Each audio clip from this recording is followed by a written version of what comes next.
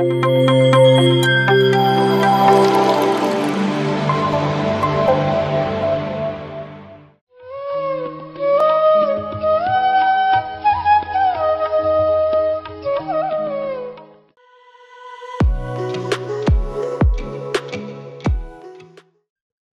ಮೇಲಿರುವಂಥ ಎಲ್ಲ ಗಣ್ಯರೇ ಹಾಗೂ ಮುಂಭಾಗದಲ್ಲಿರುವಂಥ ಎಲ್ಲ ಧರ್ಮಬಂಧುಗಳಿಗೂ ನಮಸ್ಕಾರ. ಬಹುಶಃ ಧ್ಯಾನ ಅಂತ ಹೇಳಿದ ತಕ್ಷಣ ನಾವೆಲ್ಲರೂ ದೂರ ಓಡಿ ಹೋಗ್ತೇವೆ. ವಿಷಯ ಇಷ್ಟೇ, ಈ ಒಂದು ಜಂಜಾಟದ ಬದುಕಿನಲ್ಲಿ, ಈ ಒಂದು ವ್ಯಾವಹಾರಿಕ ಬದುಕಿನಲ್ಲಿ ನಮಗೆ ಧ್ಯಾನ ಮಾಡಲಿಕ್ಕೂ ಸಾಧ್ಯ ಉಂಟಾ, ಆಗ್ತದಾ, ಅಥವಾ ಒಂದು ರೀತಿಯಲ್ಲಿ ಮನಸ್ಸಿನ ಚಂಚಲತೆ ನಮ್ಮನ್ನು ಬಿಡುವುದಿಲ್ಲ ಧ್ಯಾನ ಮಾಡಲಿಕ್ಕೆ. ಯಾವ ರೀತಿಯ ಧ್ಯಾನ ಅಂತ ಹೇಳಿದರೆ, ಧಾರ್ಮಿಕವಾದಂಥ ವಿಚಾರ ಇಟ್ಕೊಂಡು ಧ್ಯಾನ ಮಾಡಲಿಕ್ಕೆ ಈಗ ನಮಗೆ ಸಮಯ ಇಲ್ಲ, ಅಥವಾ ಮನಸ್ಸು ಚಂಚಲ ಆಗ್ತದೆ, ಓಡ್ತದೆ ಅಂತ ಹೇಳುವಂಥ ವಿಚಾರ ನಾವು ಹೇಳ್ತೇವೆ. ಅದೇ ಒಬ್ಬ ವ್ಯಕ್ತಿಯಲ್ಲಿ ನಾವು ಜಪಮಾಲೆಯನ್ನು ಕೊಟ್ಟರೆ ನಮ್ಮ ಮನಸ್ಸು ಓಡ್ತದೆ, ಒಂದು ನಿಮಿಷ ಕೂಡ ಧ್ಯಾನ ಮಾಡಲಿಕ್ಕೆ ಸಾಧ್ಯ ಇಲ್ಲ ಅಂತ ಹೇಳುವಂಥ ಮಾತು ಪ್ರತಿಯೊಬ್ಬರಲ್ಲಿ ಕೂಡ ಬರ್ತದೆ. ಅದೇ ಕೈಯಲ್ಲಿ 1,00,000 ಬಂಡಲ್ ಕೊಟ್ಟು 2,000 ನೋಟನ್ನು ಅದರಲ್ಲಿ ಬಂಡಲ್ ಕೊಟ್ಟು ಬಿಟ್ಟರೆ ಎಷ್ಟು ಧ್ಯಾನಪೂರ್ವಕವಾಗಿ ಅದನ್ನು ಲೆಕ್ಕ ಮಾಡ್ತಾರೆ ಅಂತ ಹೇಳಿದರೆ ₹1 ಕೂಡ ಆಚೀಚೆ ಆಗೋದಿಲ್ಲ. ಅಷ್ಟು ಧ್ಯಾನ ಇಟ್ಕೊಂಡು ನಾವು ಧ್ಯಾನ ಮಾಡ್ತೇವೆ, ಲೆಕ್ಕ ಮಾಡ್ತೇವೆ. ಅಂದರೆ ನಮ್ಮ ಆಸಕ್ತಿ ಎಲ್ಲಿ ಹೋಗಿದೆ ಅಂತ ಹೇಳಿದರೆ, ಹಣ ಮತ್ತು ಈ ಒಂದು ಸಂಪತ್ತು ಇದರ ಬೆನ್ನು ಹಿಂದೆ ಬಿದ್ದು ನಾವು ಅದನ್ನೇ ಧ್ಯಾನ ಮಾಡ್ತೇವೆ ಹೊರತು ಈ ಆಧ್ಯಾತ್ಮಿಕವಾಗಿರುವಂಥ ಮತ್ತು ಆತ್ಮಿಕವಾಗಿರುವಂಥ ಧ್ಯಾನಕ್ಕೆ ನಾವು ಯಾವತ್ತೂ ಕೂಡ ಹೋಗೋದಿಲ್ಲ, ಮತ್ತು ಅದರಿಂದ ಏನು ಲಾಭ ಇಲ್ಲ ಅಂಥೇಳಿ ನಮ್ಮ ಮನಸ್ಸಿನದು ಕೂತು ಬಿಟ್ಟಿದೆ. ಈಗ ಆ ವಿಚಾರವನ್ನು ನಾವು ಇವತ್ತು ನೋಡಿದರೆ ಬಹುಶಃ ಜಗತ್ತು ಬದಲಾಗ್ತಾ ಇದೆ. ಪಾಶ್ಚಾತ್ಯ ದೇಶದವರು ಕೂಡ ನಮ್ಮ ದೇಶದ ಧ್ಯಾನವನ್ನು ಒಪ್ಪಿಕೊಳ್ತಾ ಇದ್ದಾರೆ. ಅಂದರೆ ಎಲ್ಲ ರೀತಿಯ ಸಂಪತ್ತು ಸುಖ ನಮಗೆ ಸಿಕ್ಕಿದೆ, ಆದರೆ ಮಾನಸಿಕವಾದಂಥ ಸುಖ ಇನ್ನೂ ಕೂಡ ಯಾರಿಗೂ ಕೂಡ ಪ್ರಾಪ್ತ ಆಗಲಿಲ್ಲ. ನಾವು ಮುಂದುವರೆದಿದ್ದೇವೆ, ಬೆಳೆದಿದ್ದೇವೆ, ವೈಜ್ಞಾನಿಕವಾಗಿ ಬೆಳೆದಿದ್ದೇವೆ ಅಂತ ಹೇಳುವಂಥ ವಿಚಾರವನ್ನು ಇಟ್ಟುಕೊಂಡು ನಮ್ಮ ಶ್ರೇಷ್ಠತನವನ್ನು ಹೇಳ್ತಾ ಇದ್ದೇವೆ. ಬಿಟ್ಟರೆ ಆತ್ಮಿಕವಾಗಿ ನಾವು ಎಷ್ಟು ದುರ್ಬಲರಾಗ್ತಾ ಇದ್ದೇವೆ ಅಂತ ಹೇಳೋದು, ಭಾರತ ದೇಶದ ಹಿಂದಿನ ಇತಿಹಾಸವನ್ನು ನೋಡಿದರೆ, ನಾವು ನಮ್ಮ ಈಗಿನ ಇತಿಹಾಸವನ್ನು ನೋಡ್ತಾ ಹೋದರೆ ನಾವು ಎಷ್ಟು ಕುಬ್ಜರಾಗ್ತಾ ಇದ್ದೇವೆ ಅಂತ ಹೇಳೋದು ನಮ್ಮ ಕಣ್ಣಿಗೆ ಕಾಣ್ತದೆ.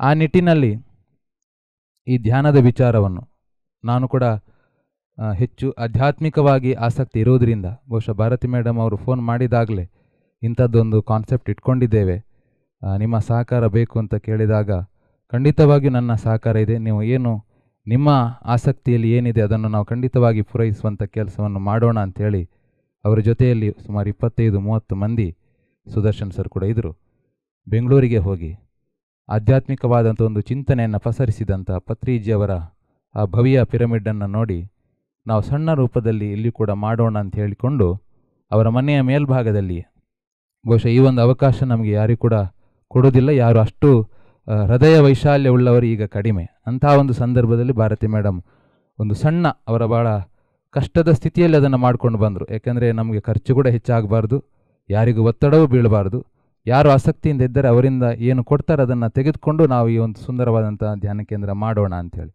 ಬಹುಶಃ ನೀವು ಧ್ಯಾನ ಕೇಂದ್ರದ ಸ್ಟ್ರಕ್ಚರನ್ನು ನೋಡಿದ್ದೀರಿ. ಇದು ಮಡ್ಡು ಪ್ಲಾಸ್ಟರಿಂದ ಮಾಡಿರುವಂಥದ್ದು, ಮಣ್ಣಿನ ಪ್ಲಾಸ್ಟರ್. ಇದು ಮಣ್ಣು, ಸುಣ್ಣ, ಬೆಲ್ಲವನ್ನು ಸೇರಿಸಿಕೊಂಡು ಒಳಗೆ ಮತ್ತು ಹೊರಭಾಗದಲ್ಲಿ ಪ್ಲಾಸ್ಟರ್ ಮಾಡಿದ್ದೇವೆ.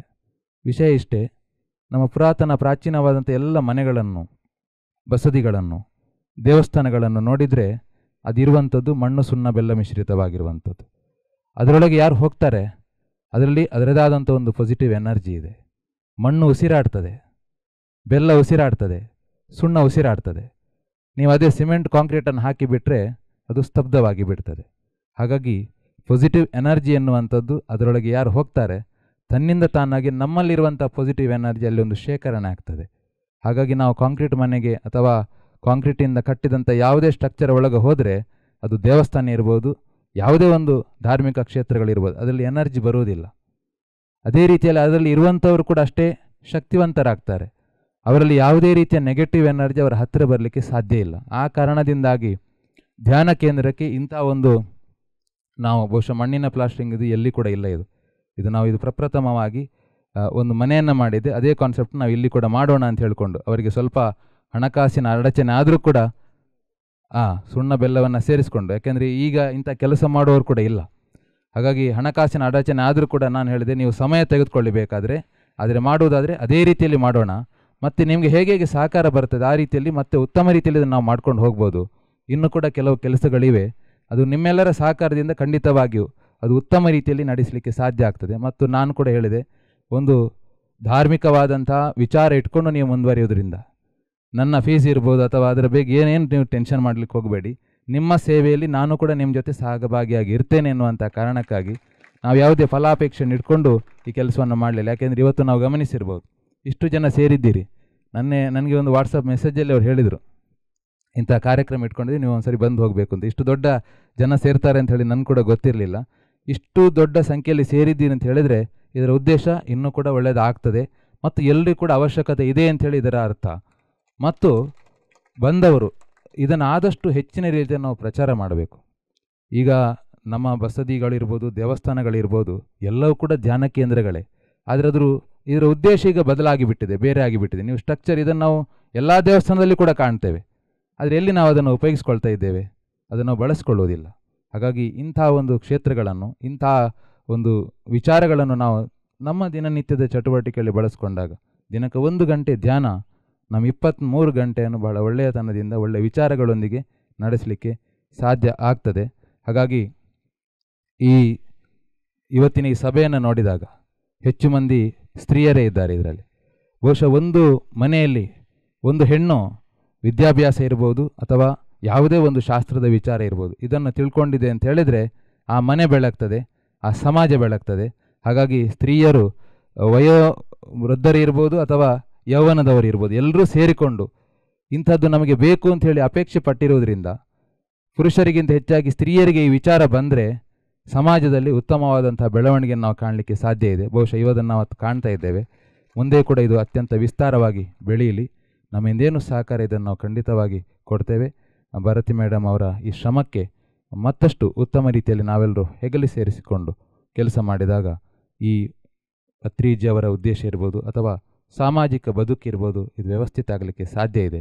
ಇನ್ನೊಂದು ವಿಚಾರವನ್ನು ಅವರು ಹೇಳಿದರು, ಶಾಕಾಹಾರ ಪದ್ಧತಿಯನ್ನು ನಾವು ಆರಂಭಿಸಬೇಕು ಅಂತೇಳಿ. ಪ್ರತಿಯೊಬ್ಬರಿಗೂ ಈಗ ಏನಾಗಿದೆ ಅಂತ ಹೇಳಿದ್ರೆ, ಮನುಷ್ಯ ಅನ್ನದ ಹುಳುವಾಗಿದ್ದಾನೆ, ಎಷ್ಟು ತಿಂತಾನೆ, ಎಷ್ಟು ಅದನ್ನು ಹಾಳು ಮಾಡ್ತಿದ್ದಾನೆ ಅಂತೇಳಿ ಅವನಿಗೆ ಗೊತ್ತಿಲ್ಲ. ಹಾಗಾಗಿ ನಾವೆಲ್ಲರೂ ಕೂಡ ಸಸ್ಯಾಹಾರಿಗಳು ಕೂಡ ಅಲ್ಲ, ನಾವೆಲ್ಲರೂ ಕೂಡ ಶಾಕಾಹಾರಿಗಳು.